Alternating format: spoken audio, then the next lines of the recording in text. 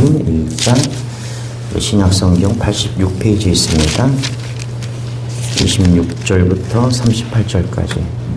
누가복음 1장 26절부터 38절까지. 여섯째 달에 천사 가브리엘이 하나님의 보내심을 받아 갈릴리 나사렛이란 동네에 가서 다윗의 자손 요셉이라는 사람과 약혼한 처녀의 이름이 그 처녀의 이름은 마리아라. 그에게 들어가 이르되 은혜를 받은 자여 평안할지어다 주께서 너와 함께 하시도다 하니 처녀가 그 말을 듣고 놀라 이런 인사가 어찌하는가 생각하며 천사가 이르되 마리아여 무서워하지 말라 내가 하나님께 은혜를 입었느니라. 그러나 내가 잉태하여 아들을 낳으리니 그 이름을 예수라 하라. 그가 큰 자가 되고 지극히 높으신 이의 아들이라 일컬어질 것이요 주 하나님께서 그 조상 다윗의 왕위를 그에게 주시리니 영원히 야곱의 집을 왕으로 다스리시옵소서. 나라가 무한하리라. 마리아가 천사에게 말하되 나는 남자를 알지 못하니 어찌 이 일이 있으리이까. 천사가 대답하여 이르되 성령이 내게 임하시고 지극히 높으신 이의 영의 이거를 받으시니 이러므로 나실 바 거룩한 이는 하나님의 아들이라 일컬어지니라. 보라 내 친족 엘리사벳도 늙어서 아들을 배었느니라. 본래 임신하지 못한다고 알려진 이가 이미 6달이 되었나니. 같이 읽겠습니다. 시작. 마리아가 이르되 주의 여종이오니 말씀대로 내게 이루어지이다 하매 천사가 떠나가리라. 예, 눈이 많이 왔는데 오시느라들 너무 수고들 많으셨습니다. 예수님은 어떻게 우리에게 오셨을까요? 슬픔 많은 세상에서 기다려지는 것은 기쁨의 소식이죠. 슬픔 많은 세상을 사는 가장 큰 보람이 있다면 기쁨의 소식을 전달하는 도구로 쓰임받는 일일 것입니다. 우리가 예수 믿고 또 복음을 전한다면 그것이 가장 기쁨의 소식을 전달하는 도구가 됨으로 인해서 그것이 하나님께서 가장 기쁨이 될 것입니다. 오늘 본문에서 인류의 역사상 가장 큰 기쁨의 소식인 예수님이 이 세상에 오신 일에 쓰임받은 마리아 이야기가 기록되어 있습니다. 여기서 우리는 나사렛 땅에 살던 아주 무명의 한 티네이저 10대 소녀가 이 위대한 일에 쓰임받고 성모가 된 비밀을 배울 수가 있는 것이죠.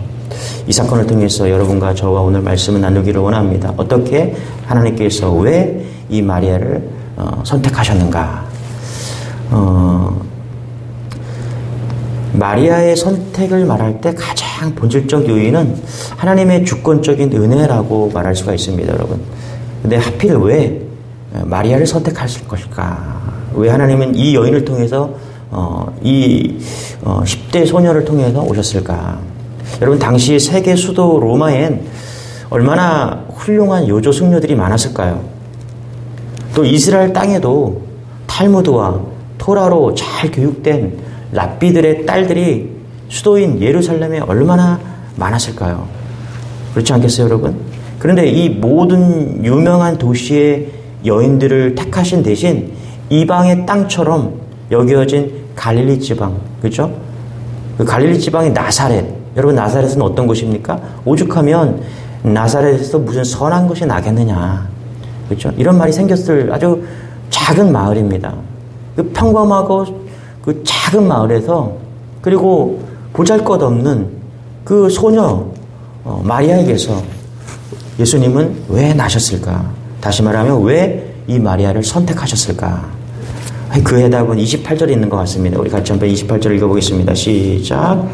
그에게 들어가 이르되 은혜를 받은 자여 평안할지어다 주께서 너와 함께 하시도다 하니 아멘. 은혜를 받은 자여. 그렇죠? 수동태 분명 그녀의 선택이 아니라 하나님의 주권적인 은혜임을 지금 말하고 있죠. 또 30절에도 한번 읽어볼까요? 같이 시작. 천사가 이르되 마리아여 무서워하지 말라 내가 하나님의 은혜를 입었느니라. 그러니까 은혜를 입었다. 여러분, 우리가 예수님을 만나고 기쁜 성탄절이 되기 위해서 필요한 것은 은혜인 줄 믿으시기 바랍니다. 할렐루야. 하나님이 왜 나를 선택했는가? 몰라요. 이유를 모릅니다. 그냥 말할 수 있는 것은 은혜인 것 같습니다. 할렐루야. 하나님이 우리를 선택하시고 그래서 우리가 예배하는 백성이 되었고 하나님의 자녀가 되었어요. 이유를 모르겠습니다. 그냥 우리가 할 수 있는 말은 은혜입니다. 은혜입니다. 할렐루야. 성탄절 되기 위해서는 하나님의 크신 은혜가 필요합니다.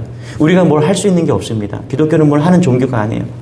그저 하늘에 주신 은혜, 예수님이 이 땅에 오신 은혜, 그것을 받는 거예요. 존 윌리엄스의 스토너라는 소설을 보면 한 인물이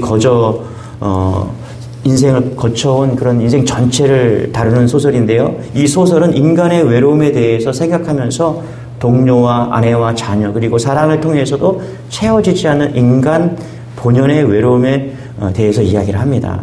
채워지지 않는 그 외로움으로 인해서 인간은 자기 자신의 무력함을 깨닫게 됨과 동시에 허탈함과 박탈감까지 느끼게 된다는 것이죠. 그러면서 인간은 누구나 외롭지만 외로울 때 사람들이 선택하는 방식은 다양하다고 말하면서 다른 사람과 함께 시간을 보내든가 또 외로움을 또 극복한다든가 혼자의 시간을 극복하기 위해서 뭔가에 몰입하고 그리고 어떨 때는 유희와 쾌락을 추구한다라고 이야기를 합니다. 그러나 우리는 알아야 되는 것이죠. 왜 예수님은 작은 시골 마을에 마리아를 선택했는지. 저는 그렇게 생각해요. 바로 외롭고 소외되고 슬픈 인생과 함께 울고 웃기 위해서 오셨다라는 것입니다. 왜 우리를 선택하셨냐? 은혜예요. 무엇이 은혜입니까? 외롭고 소외되고 슬픈 우리의 인생에 예수님이 함께 울고 함께 웃기 위해서 오셨다는 것입니다. 이것이 은혜입니다. 할렐루야. 전 예수님이 참 좋습니다. 그분이 언제나 외로운 인생에 위로와 은혜를 주기 때문이죠. 예수님이 주시는 은혜, 세상에서 떠들썩하게 휩쓸려서 캐롤을 부르고 노래한다고 얻을 수 있는 게 아닌 것이죠. 오늘 말씀을 통해서 성경을 통해서 주는 이 은혜, 이곳에 성탄의 진정한 은혜가 있는 것이죠. 할렐루야. 하늘에서 오는 그 은혜를 전적으로 누리는 여러분 되시길 축원합니다. 할렐루야. 이 은혜로 마리아가 오늘 선택받은 겁니다. 우리도 은혜로 말미암아서 예수님을 영접하는 은혜가 있기를 소망합니다. 두 번째로 하나님의 능력을 신뢰했기 때문에 그래요. 믿음 때문에 마리아를 선택받은 것이죠. 우리 34절입니다. 같이 시작. 마리아가 천사에게 말하되 나는 남자를 알지 못하니 어찌 이 일이 있으리이까. 성경에서 가장 큰 기적과 은혜를 경험한 사람이 누구냐? 성경학자들은 마리아를 인류 역사상 가장 큰 기적을 경험한 사람이라고 말을 합니다. 그러나 우리는 동시에 그녀가 그 경험한 기적의 배후에 있었던 믿음을 간과해서는 안 된다는 것입니다. 그래서 34절에 보면 뭐라 그러냐면 어찌 이 일이 있으리까. 믿음이 없어 보이는 말인데요. 영어 성경을 보면은 why가 아니라 how라고 있습니다. how를 쓰고 있어요. how shall this be? 그러니까 어떻게 이 일이 있을 수 있습니까? 놀라면서 이야기하는 거예요. 그에 대해서 천사의 대답이 35절입니다. 우리 35절 같이 한번 읽어볼게요. 시작. 천사가 대답하여 이르되 성령이 내게 임하시고 지극히 높으신 이의 능력이 너를 덮으시리니 이러므로 나실 바 거룩한 이는 하나님의 아들이라 일컬어지리라. 그렇죠? 그거에 대해서 놀라면서 어떻게 일이 일어날 수 있습니까? 라고 놀라면서 말을 하니까 천사가 대답을 해줍니다. 그리고 45절에 보니까 이렇게 말해요. 믿은 여자여. 이렇게 말합니다. 믿은 그 여자에게. 그렇죠? 45절에 보세요. 주께서 하신 말씀이 반드시 이루어지리라고 믿은 그 여자에게. 그렇죠? 믿은 그 여자에게. 그렇죠? 다 믿었다라는 거예요. 이 놀라운 일을 마리아는 다 믿었다라는 것입니다. 예. 마리아를 쓰신 이유가 바로 이렇게 하나님의 기적의 능력을 신뢰한 까닭인 것이죠. 여러분, 기적은 누구에게 일어납니까? 기적을 믿는 사람에게 일어납니다. 할렐루야. 마리아가 스스로도 자신이 예수를 잉태했다는 사실을 믿기 힘들었을 거예요, 아마.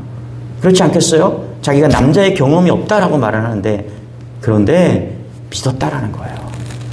우리 역시 마리아가 동정녀로서 예수님을 잉태했다는 사실을 믿기가 정말 힘들어요. 그렇지 않겠습니까? 이걸 어떻게 믿어요?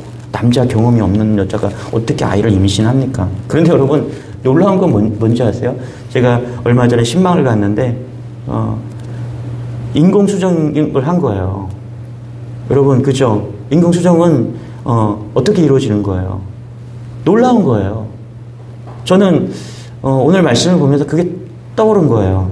남자의 경험이 없는데, 인공수정도 남자의 경험이 없는데, 그죠? 인위적으로 만든 거잖아요. 그러면서 아이가 태어나서 이제 한 100일이 조금 넘었는데 신방을 받고 축복을 받는 걸 봤습니다. 여러분, 믿는 자에게 놀라운 은혜가 있을 줄 믿습니다. 할렐루야. 성경적 그리스도인들은 누구인가?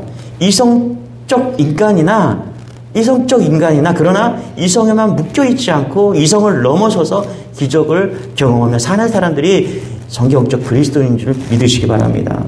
우리가 이성적이지만 이성을 넘어서서 기적을 믿는 이들, 그럴 정도들에게 오늘 예수님이 오신다는 사실을 믿는 여러분 믿으시기 바랍니다. 할렐루야. 몸이 불편하고 삶이 어려운 가운데서도 기도 제목이 있을 것입니다. 여러분, 하나님의 기적을 신뢰하시기 바랍니다. 반드시 응답이 있을 것입니다. 할렐루야. 오늘 이 마리아가 선택받고 마리아를 통해서 오신 이유는 그녀의 믿음에서 비롯되었다는 것입니다. 반드시 말씀이 이루어지리라 믿은 그녀에게 복이 있었다는 것이죠. 그렇습니다, 여러분. 복이 누구에게 임합니까? 반드시 믿은 그 사람에게 임하는 것임을 믿는 여러분 되시길 축원합니다. 또 한 가지는 하나님의 말씀을 순종했기 때문입니다. 우리 37절 같이 한번 읽어볼게요. 37절 시작. 대저 하나님의 모든 말씀은 능하지 못하심이 없느니라. 아멘. 그렇죠? 말씀은 능하지 못하심이 없느니라. 여러분, 우리가 믿는 것은요, 내 감정이 그래서, 내 느낌이 그래서 그런 것을 믿는 게 아닙니다. 우리가 믿는 것은 하나님의 말씀을 믿는 거예요. 말씀이 능하지 못하심이 없느니라. 그렇죠? 우리가 뭔가 확신을 가지고 막 믿는 것이 아니라 말씀이 그렇다라는 거예요. 여러분, 말씀이 그러면 그런 줄 아시기 바랍니다. 할렐루야. 이게 은혜예요. 38절 같이 한번 읽어볼게요. 시작. 마리아가 이르되 종이 오니 말씀대로 내게 이루어지이다 하매 천사가 떠나가니라. 그렇죠? 이 마리아가 얼마나 믿음이 좋았는지, 이 마리아가 얼마나 은혜로웠는지 이렇게 고백합니다. 마리아가 이르되 주의 여종이 오니 말씀대로 내게 이루어지이다. 그렇죠? 말씀대로 이루어지이다. 뭐라고 지금 이루어진다고 말씀했어요? 말씀대로 이루어지리다. 그렇죠? 내 감정이나 내 느낌이나 내 바람대로 이루어지는 것이 아니라 말씀대로 이루어지리다. 할렐루야. 여러분, 성경은 내 기도 제목, 내 바람을 들어주는 예수님이 아니에요. 믿음이라는 것은 우리가 예수 그리스도를 믿고 구원받는 것입니다. 그러므로 성경이 무엇이라고 말하는지 우리는 깨달아야 됩니다. 마리아는 말씀의 능력을 고백하면서 동시에 말씀의 순종을 고백합니다. 그렇죠? 뭐라고요? 말씀대로 이루어짐을 믿느이다. 그러면서 순종했다는 거예요. 여러분 생각해 보세요. 처녀가 임신하면 어떻게 되겠어요, 여러분? 조롱거리가 되고요. 아니, 유대인의 엄격한 전통에 따르면 죽을 수도 있을 거예요. 돌에 맞아 죽을 일입니다, 이거면. 어쩌면 마리아는 이때 에스더 같은 죽으면 죽으리라는 믿음으로 결심했을지 모릅니다. 바로 이런 순종의 자질이 쓰임받을 수 있었던 자질이었음을 믿으시기 바랍니다. 여러분, 우리가 이 땅에 살아가면서 이 시대는요, 순종의 덕을 아주 평가절하합니다. 오히려 반항이나 비판을 더 커다란 미덕으로 그렇게 오해하는 시대예요. 히브리서 5장 8절에 보니까 예수님의 생애를 묘사하면서 이렇게 고백합니다. 그가 하나님의 아들이시라도 받으신 고난으로 순종함을 배우셨다. 뭐라고요? 순종함을 배웠다라고 그래요. 여러분, 반항이나 비판은 저절로 돼요. 그러나 순종은 배워야 된다는 거예요. 그러니까 이 마리아에게서는 엄청난 순종이 있었는데 그 순종하는 모습이 너무 귀했다는 것입니다. 여러분, 믿음이라는 것은 말씀에 순종하는 것입니다. 할렐루야. 우리가 믿음을 가지고 그 말씀에 순종하고 나아갈 때 거기에 기적이 일어나는 거예요. 여러분, 성경에 나오는 모든 기적의 배후에는 믿음이 있었고요. 그리고 그 다음에 순종이 있었다는 것을 잊지 마시기 바랍니다. 오늘 예수님이 이 땅에 오신 이유는요, 한 여인의 믿음과 은혜와 순종에서 비롯되었다는 것을 잊지 마시기 바랍니다. 앤드루 모레리는 반항은 죄인의 체질이다. 그러나 순종은 고된 학습이다라고 이야기를 합니다. 여러분, 오늘도 우리가 예배하면서 우리가 나아가는 것은요, 우리를 쳐서, 십자가에 우리를 묶어서, 그죠? 십자가 아래 우리를 묶어서 순종하기 위해서임을 잊지 마시기 바랍니다. 그런데 그 순종의 길에서 반드시 기적이 일어남을 잊지 않는 여러분 되시길 축원합니다. 할렐루야. 군대 갔다가 첫 휴가 나온 아들에게 아버지가 군대에서 배운 중요한 교훈이 뭐냐고 이렇게 물었답니다. 그랬더니 아들이 그래요. 순종입니다. 상관이 말하면 바로 순종해야 됩니다. 그랬더니 아버지가 그래요. 그건 나도 가르치지 않았느냐? 그랬더니 아들이 그런 거예요. 물론이죠, 아버지. 근데 군대는 나에게 지금 당장 순종할 것을 가르쳤습니다. 이렇게 이야기하더래요. 여러분, 이 성탄이 되었습니다. 인생의 결산을 앞두고 또 한 해가 결선되어지고 가고 있습니다. 오늘 과연 우리는 주의 종이 오니 말씀대로 이루어지이다. 이렇게 말할 수 있는 점검하시기 바랍니다. 무엇을 어떻게 점검해야 될까요? 어떻게 우리가 예수님을 맞이해야 될까요? 순종하는 믿음으로, 할렐루야. 은혜로, 순종하는 마음으로, 할렐루야.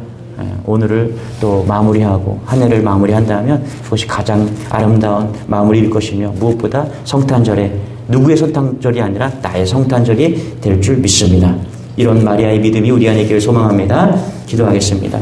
하나님 감사합니다.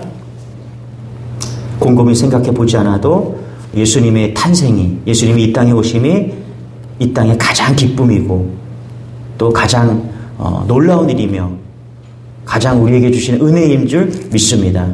이 놀라운 성탄의 기쁨을 믿음으로, 순종함으로 다 받아 누릴 수 있는 그런 은혜가 이 새벽에 나와 예배하는 모든 성도들, 우리 질복기회 위에 하나님 함께하여 주옵소서. 그 누구보다 우리가 기뻐하고 감사할 수 있는 그런 놀라운 은혜의 시간 다 될 수 있도록 역사하여 주옵소서. 특별히 하나님, 몸이 불편하고 마음이 어려운 성도들이 있습니다.